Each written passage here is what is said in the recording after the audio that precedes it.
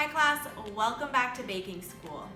Now we are currently on lesson 11 of the Baking Fundamentals course, and today we are going to talk about the role of fat in baking and all of the different types of fat that you will encounter in baking. Now when we think about fat's role in baking, it really serves to add a lot of richness, flavor, and moisture to our baked goods. But it actually also serves a few other more scientific functions. It helps to tenderize our baked goods, and it can also help with some of the leavening. Now we talked about this some in our lesson on gluten development, but fat actually works as a barrier between flour and water to help prevent gluten development, and it also works to shorten gluten strands. Now this is why something like a cinnamon roll, which is a yeast bread made with fat, is much more tender than something like a baguette, which is a yeast bread made without any fat. Now additionally, solid fat can be creamed with sugar to create a web of air between the two ingredients, and this can really help to leaven our baked goods. And also butter is one of our solid fats that contains some water in it, so as that water evaporates off in the baking process, it can also help create some leavening. Now there are two main types of fats that you will work with in baking. There are solid fats and there are liquid fats. Now all solid fats can be melted into a liquid fat, but because they do re-solidify once they cool down, they do function slightly differently. So the most common types of solid fats used in baking are butter, vegetable shortening, and lard.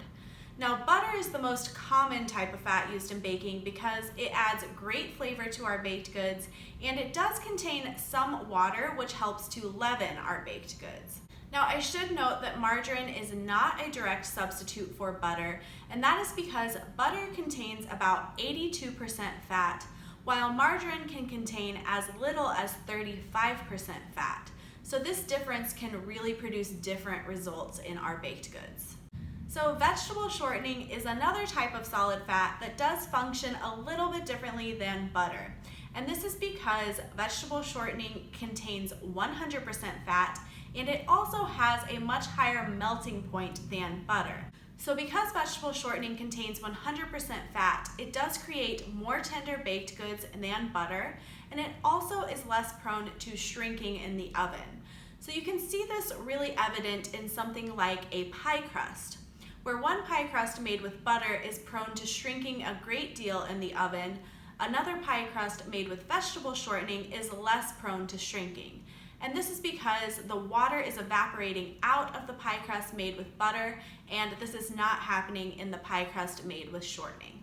Now additionally, because vegetable shortening does have a higher melting point, it can create baked goods that tend to spread out less. So a cookie made with butter is going to tend to spread more than a cookie made with shortening. And that is because the cookie is going to have time to solidify slightly in the oven before the shortening melts and spreads out. Now this can be somewhat desirable when you want to create a thick cookie, but it can be a little bit undesirable because when you eat something made with butter, it literally melts in your mouth. While when you eat something made with shortening with a melting point around 118 degrees Fahrenheit, it can leave a really greasy mouthfeel. Now lard is a type of solid fat that is rendered from a pig, and it functions very similarly to vegetable shortening because it is also 100% fat.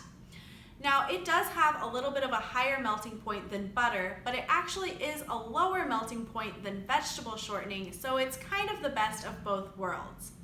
Now the kind of lard used in baking is called leaf lard, and it's a really white fat that is pretty mild in flavor. But this is kind of a difficult thing to find. You usually have to order it online. But in my opinion, it does make the best biscuits in the world. Now your liquid fats are going to be all of your oils. And for baking, you want to use a mild flavored oil, something like canola oil, vegetable oil, or grapeseed oil.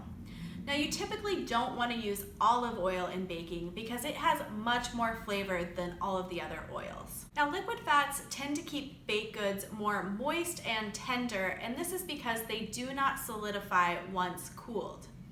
Now, because liquid fats cannot be creamed with sugar or cut into flour, their main function is to add richness and tenderness, and therefore they are not a good substitute for solid fats.